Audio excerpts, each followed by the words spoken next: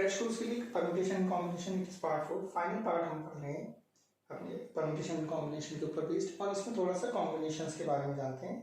तो कॉम्बिनेशन सभी को मालूम है कि directly select n distinct objects में से r डिस्टिंक्ट ऑब्जेक्ट को सेलेक्ट करने के तरीके, दैट इज NCR, या वैल्यू जो होती है that is factorial n upon factorial r factorial n minus r, it is number of veg, सभी को पता है। तो बेसिक्स पे नहीं जाते हैं, इसमें हम डायरेक्टली इंपॉर्टेंट पॉइंट्स पर आ जाते हैं जो कि जेईई मेंस के लिए इंपॉर्टेंट है। इसमें जो फर्स्ट चीज जो हमारे पास इंपॉर्टेंट चीज आती है that is Pascal's rule.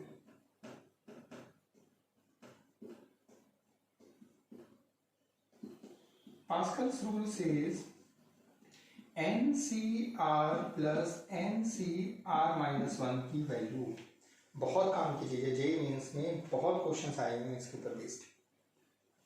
Combination में अगर ऊपर वाली वैल्यू सेम होती है और नीचे एक का अंतर होता है, कॉम्बिनेशन में अगर ऊपर वाली वैल्यू सेम है और नीचे एक का अंतर है, तो जो फाइनल आंसर होता है दैट इज n+1CR। यानी कि याद करने का तरीका मैं बता रहा हूँ, अगर ऊपर वैल्यू सेम है कॉम्बिनेशन में और नीचे एक का अंतर है तो रिजल्ट होता है ऊपर एक इंक्रीज कर दो और नीचे बड़ी वाली value, it is Pascal's rule. जैसे अगर मैं जेईई मेंस के क्वेश्चन की बात करता हूं तो ही सेज इवैल्यूएट, उसने बोला था इवैल्यूएट करना है 47C4 plus summation j equal to 1 से लेकर 5 तक 52 minus JC3। He was just asking you कि ये कितना आता है। देखने में अजीब सा क्वेश्चन लग रहा है लेकिन बिल्कुल आसान क्वेश्चन है। It is based on Pascal's rule. कैसे? समीशन का मतलब सबको मालूम है कि j की वैल्यू 1 से स्टार्ट होगी और 5 तक जाएगी, और उन सारी वैल्यूज को मैं ऐड अप करूंगा। पहले j को 1 लूंगा, प्लस फिर j को 2, प्लस फिर j को 3, टिल कहां तक j को 5 तक लेकर उन सारी वैल्यूज को ऐड अप कर देता हूं। It is the meaning for summation, ये समीशन का मीनिंग है। अगर हम इसमें चेक करते हैं तो ध्यान से देखते हैं, ये वैल्यू आती है 47C4 प्लस, अगर मैं j को 1 लेता हूं यहाँ पर तो इट इज 51C3, j को 2 लेता हूं तो इट इज 50C3, 3 लेने पर 49C3, 4 लेने पर इट इज 48C3 प्लस 5 लेने पर 47C3। मैंने क्या किया, केवल और केवल कॉम्बिनेशन को ओपन कर दिया, इस समीशन को मैंने ओपन कर दिया, j की वैल्यू को 1 से लेकर 5 तक लिया और सबको ऐड अप कर दिया। मैंने केवल बेसिक ये चीज किया है। अगर मैं इसमें बिल्कुल ध्यान से देखता हूं तो दिस प्लस दिस, इसमें पास्कल्स रूल लगा है, ऊपर सेम है नीचे एक का अंतर है। पास्कल्स रूल ये तो कहता है ऊपर सेम हो नीचे एक का अंतर, रिजल्ट ऊपर एक इंक्रीज नीचे बड़ी वैल्यू। तो इन दोनों की जगह पर वी कैन राइट ऊपर एक इंक्रीज नीचे बड़ी वाली वैल्यू, ये लिखा जा सकता है। किसकी जगह पर? इन दोनों टर्म्स की जगह पर। अब अगर मैं ध्यान से देखूं तो इसमें और इसमें भी पास्कल्स रूल लग रहा है, ऊपर सेम है नीचे एक का अंतर है, तो इसकी जगह पर व्हाट वी कैन राइट ऊपर एक इंक्रीज करा दिया नीचे बड़ी वाली वैल्यू है, इसकी जगह पे लिखा जा सकता है। अब अगर मैं ध्यान से देखता हूं तो इसमें और इसमें भी पास्कल्स रूल लग रहा है। Value would be what, it is 50C4, ऊपर एक इंक्रीज नीचे बड़ी वाली वैल्यू। ऐसे ही इसमें लगेगा, इसमें लगेगा, तो वी आर हैविंग 51C4 और फिर इसमें भी लग जाएगा पास्कल्स रूल। तो result what we get, it is 52C4, it is our final answer. तो जब कभी भी मैं ऐसी कोई भी वैल्यू देखता हूं, जेईई मेंस के लिए पास्कल्स रूल एक बहुत इंपॉर्टेंट पार्ट है। पास्कल्स रूल पार्ट सेज अगर कभी भी कॉम्बिनेशन में दो कॉम्बिनेशन को ऐड करते हैं, ऊपर वैल्यू सेम नीचे एक का अंतर, तो रिजल्ट होता है ऊपर एक इंक्रीज करा दो और नीचे बड़ी वाली value, it is Pascal's rule. हम बेसिक कॉम्बिनेशन के क्वेश्चंस नहीं कर रहे हैं कि इतने से ये चीजों को सेलेक्ट करना है, हम उन तरीकों पर नहीं जा रहे हैं। दूसरा जो हम कॉम्बिनेशन के ऊपर क्वेश्चंस करते हैं दैट इज ज्योमेट्रिकल प्रॉब्लम्स से रिलेटेड क्वेश्चन, जेईई मेंस में जनरली आ जाता है। If we are having 5 distinct points, मेरे पास 5 डिस्टिंक्ट पॉइंट्स हैं, हम ज्योमेट्रिकल लाइन फॉर्म कर रहे हैं या ट्रायंगल्स फॉर्म कर रहे हैं, समथिंग लाइक दिस।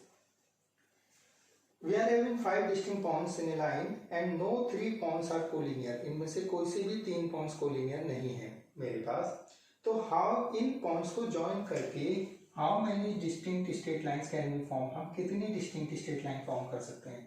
तो जब मेरे पास ये 5 पॉइंट्स हैं इन स्ट्रेट लाइन और मुझे straight lines in a plane और मुझे स्ट्रेट लाइंस को फॉर्म करना है, तो स्ट्रेट लाइन को बनाने के लिए कोई से 2 पॉइंट्स की जरूरत पड़ती है। तो नंबर ऑफ लाइंस बन जाती है, number of straight lines what we can get, it is 5C2। 5 में से कोई से 2 पॉइंट्स को सेलेक्ट करता हूँ, वी गेट ए लाइन। लेकिन दिक्कत कहाँ पे आती है, मेरे पास there are 10 points in a plane, किसी भी प्लेन में 10 पॉइंट्स हैं जिसमें से 4 कोलिनियर हैं और 6 कहीं भी अलग है। टोटल कितने पॉइंट्स हैं, 10 पॉइंट्स हैं, 4 कोलिनियर हैं और इससे मुझे नंबर ऑफ स्ट्रेट लाइंस को फॉर्म करना है। ये है क्वेश्चन मेरे पास, बिल्कुल बिना किसी, देखो इसका फर्क क्या पड़ता है, कोलिनियर पॉइंट्स का क्या फर्क पड़ता है। If we add these 2 points, एक लाइन मिली। अगर मैं इन दोनों पॉइंट्स को ज्वाइन कर देता हूँ तो भी लाइन मिली, लेकिन we get the same line, इनको पॉइंट्स को ज्वाइन करता हूँ तो we get the same line.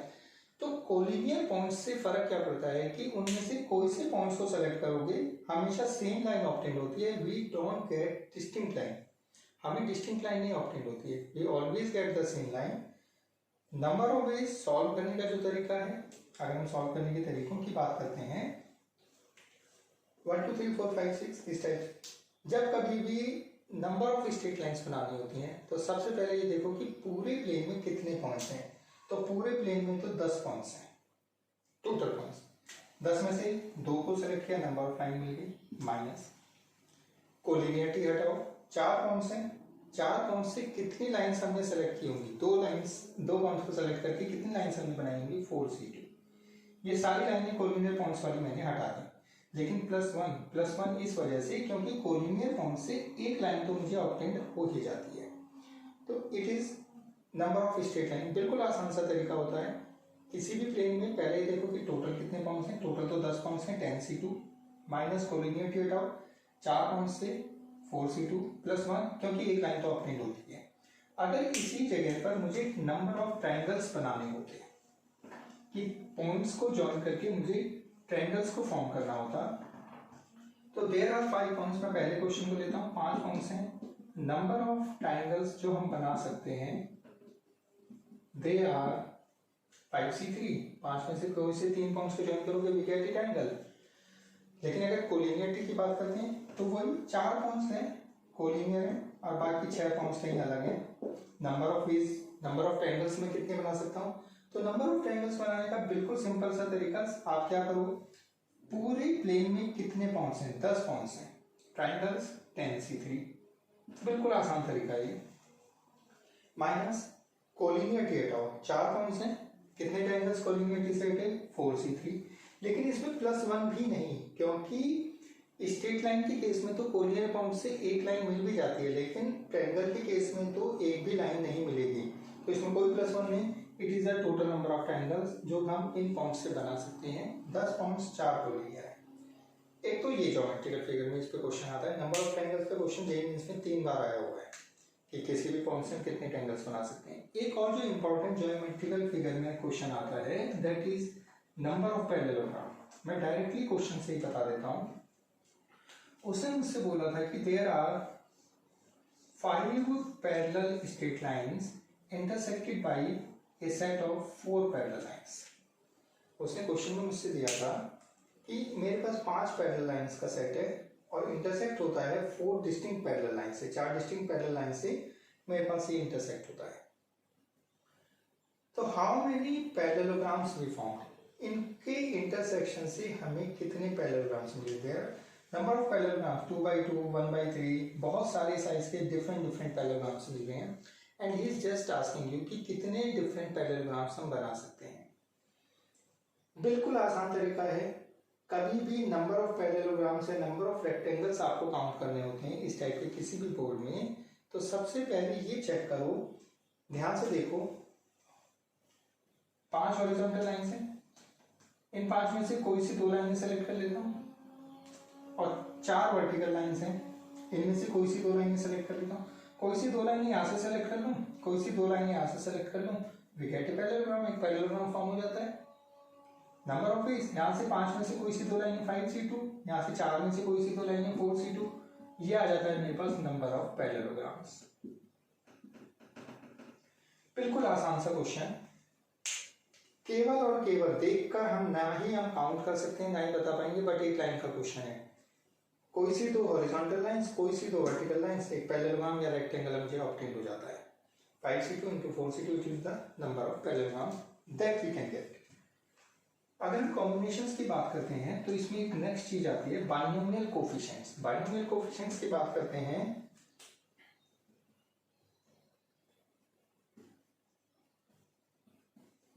अगर हम बाइनोमियल कोफिशिएंट्स की बात करते हैं तो बाइनोमियल एक्सपेंशन सभी को मालूम होगा, it is nc0 plus nc1 into x nc2 into x square till ncn into x की पावर n। ये बाइनोमियल कोफिशिएंट्स है। बाइनोमियल कोफिशिएंट, ये बाइनोमियल एक्सपेंशन है। Binomial coefficient nc0 nc1 nc2 till ncn are known as binomial coefficients। इनकी basic property, दो ही basic properties हैं। मैं इसको केवल C0 C1 ही लिख देता हूँ, C2 till Cn तक अंडरस्टूड के ऊपर n चलता है। अगर मैं इन सारे बाइनोमियल कोफिशिएंट्स को एक साथ जोड़ देता हूँ तो वैल्यू आती है 2 की पावर n, सभी को मालूम है ये चीज बाइनोमियल थ्योरम के अकॉर्डिंग।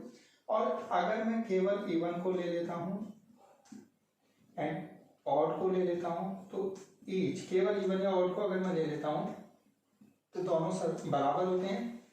सारे इवन कोफिशिएंट्स का सम और सारे ऑड कोफिशिएंट्स का सम हमेशा बराबर होता है and each is equal to 2 की पावर n-1। ये है बाइनोमियल कोफिशिएंट्स की दो प्रॉपर्टी, दो बेसिक प्रॉपर्टी। हम परम्यूटेशन एंड कॉम्बिनेशन में क्यों पढ़ रहे हैं, इसकी प्रॉपर्टी के ऊपर बेस्ड एक बहुत इंपॉर्टेंट क्वेश्चन जेईई मेंस में आता है, कई बार आता है। एक ही बेसिक प्रॉपर्टी हम अभी यूज कर रहे हैं, सारे बाइनोमियल कोफिशिएंट्स को जोड़ दें 0 से लेकर n तक तो वी गेट 2 की पावर n।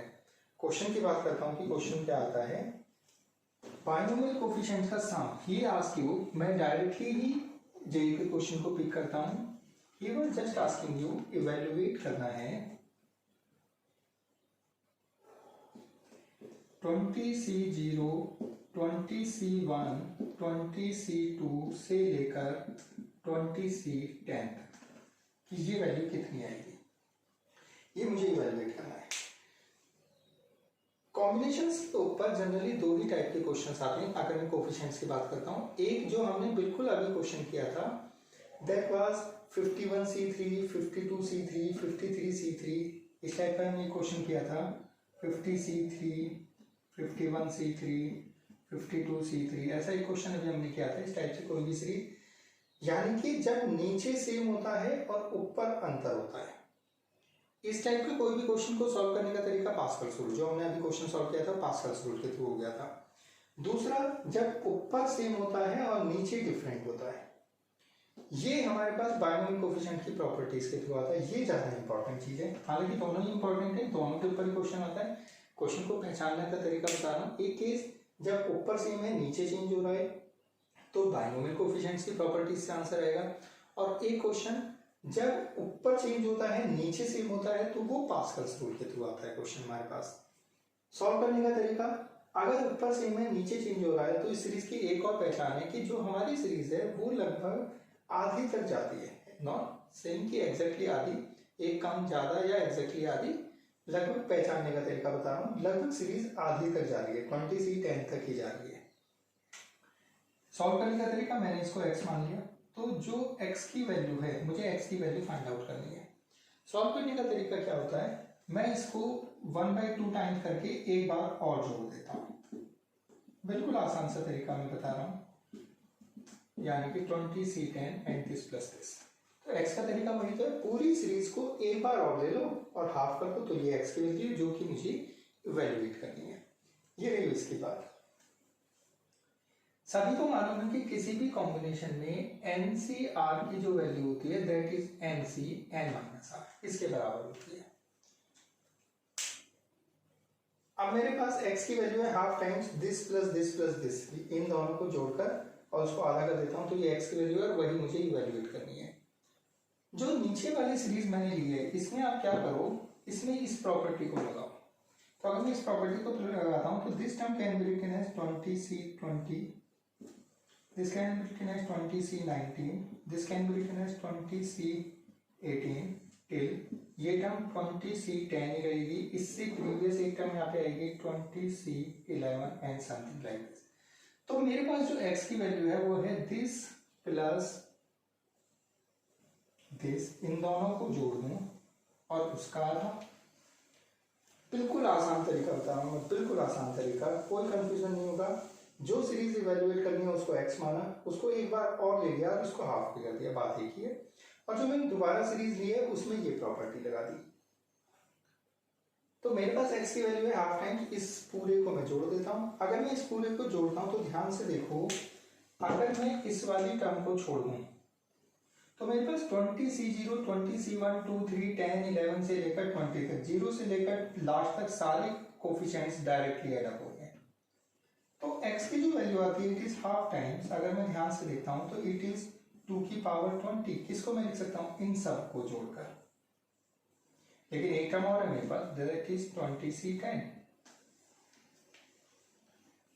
जब मैं इसको दोबारा लिखकर जोड़ता हूं तो समटाइम्स तो मुझे एग्जैक्ट सीक्वेंस मिलती है, समटाइम्स कुछ एक्स्ट्रा मिल जाता है, या समटाइम्स कोई टर्म एक मिस हो जाती है, मान लो यहाँ पे मिस हो जाती है।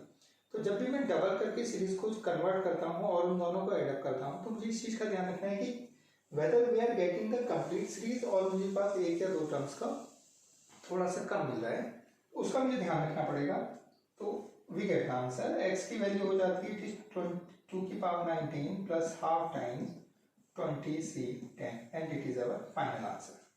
जेईई मेंस के लिए परम्यूटेशन एंड कॉम्बिनेशन में ये दो सीरीज बहुत इंपॉर्टेंट है। एक सीरीज जब मेरे पास कॉम्बिनेशन की सीरीज को एडअप कराता है, ऊपर सेम होता है नीचे डिफरेंट होता है। सीरीज को सॉल्व करने का तरीका, सीरीज को अगेन रिपीट कर दो एक बार और हाफ टाइम्स लेकर इसको कन्वर्ट करके आंसर निकाला जा सकता है। दूसरी सीरीज जब ऊपर चेंज होता है और नीचे सेम चलता है, और उस क्वेश्चन को हम पास्कल्स रूल के थ्रू सॉल्व कर लेते हैं, जो कि हमने इसमें लेक्चर में बिल्कुल फर्स्ट वाला क्वेश्चन को सॉल्व किया था।